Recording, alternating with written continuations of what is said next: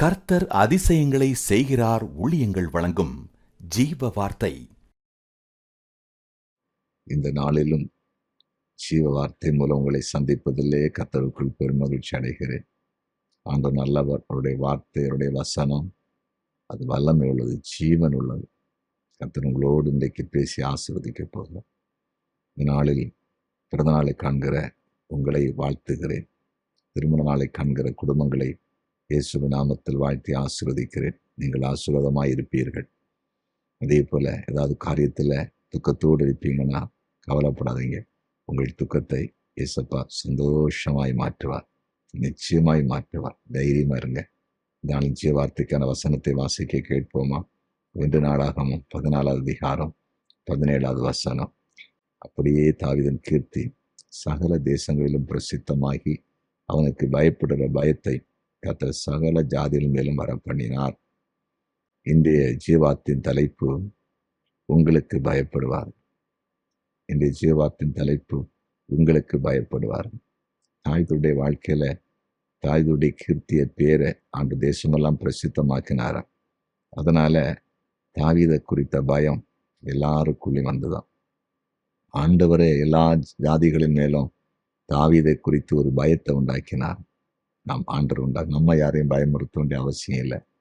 ஆண்டவரே பயத்தை கொண்டவர். நம்மை ஆசீர்வதிக்கும் பொழுது, நம்மை உயர்த்தும் பொழுது, நம்மை மேன்மையடை செய்யும் போது, நம்மோடு கூட இருந்து நாம் செய்கிற காரியங்களை கர்த்தர் வாய்க்க செய்யும் போது எல்லாருக்கும் ஒரு பயம் உண்டாகும். இவங்க கூட ஆண்டவர் இருக்கிறார், இவங்க செய்கிறதெல்லாம் வாய்க்குது, இவங்களை யாருமே எதிர்க்க முடியலை, எதிர்க்கிறவங்க பாதிக்கப்படுறாங்க அப்படிங்கிறது எல்லா இடத்திலும் வரும். அப்படி வரும்போது மற்றவங்க பயப்பட ஆரம்பிப்பாங்க.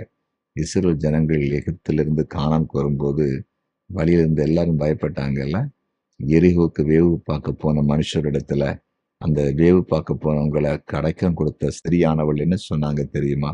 உங்களை குறித்த பயம், திகில் எல்லா மக்களையும் பிடித்திருக்கிறது. ஏன்னா நீங்க வந்துக்கிற வழியிலெல்லாம் ஜெயத்தை சுதந்திரிச்சிட்டு வாரீங்க, வெற்றியை சுதந்திரிச்சிட்டு வாரீங்க. இதை கேள்விப்பட்ட எல்லாருடைய உள்ளமும் கரைந்து போய் இருக்கிறன்னு சொல்றாங்க. பார்த்தீங்களா?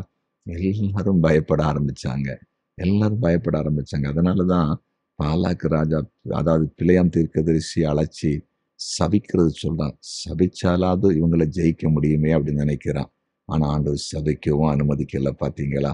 இதுதான் தேவன். ஆண்டவர் நிச்சயமா உங்களுக்கு இன்றைக்கு வாக்குத்தத்தம் பண்றாரு. உங்களுக்கு எல்லாரும் பயப்படுவாங்க. இத்தனை காலங்கள் உங்களை அற்பமா நினைச்சவங்க, உங்களை தூசிச்சவங்க, உங்களை நசுக்கினவங்க, உங்களை ஒடுக்கினவங்க, நெருக்கினவங்க எல்லாம் இனி உங்க வாழ்க்கையில் அப்படி செய்ய போறதில்ல. காரணம், கர்த்தர் உங்க வாழ்க்கையின் சூழ்நிலையை மாற்றப் போகிறார். இனி உங்களுக்கு பயப்பட போறாங்க, அதிசயங்களை பார்க்க போறீங்க. ஜெபிப்போமா? ஜெபிக்கலாம். ஏசப்பா, உமக்கு நாங்கள் நன்றி செலுத்துகிறோம். இந்த நாளிலே நீர் கொடுத்த ஜீவ வார்த்தைக்காக ஸ்தோத்திரம். தாவீதை குறித்த பயம் எல்லா ஜனங்களுக்குள்ளும் வந்ததை போல உடைய வார்த்தை கேட்கிற உடைய பிள்ளைகளை கண்ணோக்கி பாரும். இவர்களை அற்பமா நினைத்து கொண்டிருக்கிறவர்கள் மத்தியில உடைய பிள்ளைகளுடைய தலையை உயர்த்துங்க. இவர்களை குறித்து மற்றவர்களுக்கு பயம் உண்டாகத்தக்கதாய் இவங்க வாழ்க்கையில சில நன்மைகளை, சில அற்புதத்தை நீங்க செய்யும்படியாய் ஜெபிக்கிறேன். உடைய பிள்ளைகள் எந்த இடத்துல அவமானப்படக்கூடாது, தலை குனிந்து போகக்கூடாது, வெட்கப்பட்டு போகக்கூடாது. ஆண்டவர் விட்டு கொடுக்காம காத்துக்கொள்ளுங்க. அப்படி செய்கிறதற்காய் நன்றி. ஆண்டவரே, கேன்சரால் பாதிக்கப்பட்ட ஒவ்வொருவருக்காக ஜெபிக்கிறேன். சுகத்தை இப்பொழுதே கொடுங்க.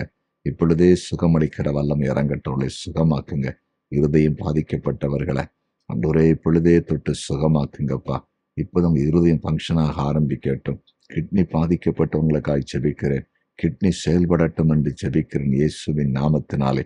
இனி எந்தெந்த உறுப்புகள் பழுதடைந்திருக்கிறதோ, எந்தெந்த உறுப்புகள் பாதிக்கப்பட்டிருக்கிறதோ ஒவ்வொருவரையும் தொட்டு சுகமாக்கும்படியாக ஜெபிக்கிறேன்.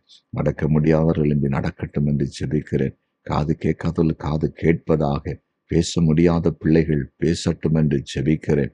நீர் அப்படி செய்கிறதற்காக நன்றி. குடும்பத்தில் எல்லாருக்குள்ளும் சமாதானம் உண்டாகட்டும். வேலை செய்கிற இடத்துல, வியாபாரம் செய்த தொழில் செய்த நெருக்கடிகள் விலகட்டும். கர்த்தருக்கு ஊழியம் செய்கிற தேவ ஊழியர்கள் மேல, அவங்க குடும்பத்தின் மேல ஊழியத்தின் தேவ கிருபை இறங்கட்டும், தேவ பிரசன்னம் இறங்கட்டும் என்று ஜெபிக்கிறேன். ஜெபத்தை கேட்டிருவதற்காக ஸ்தோத்திரம். இயேசுவின் நாமத்தில் பிதாவே, ஆமென், ஆமென்.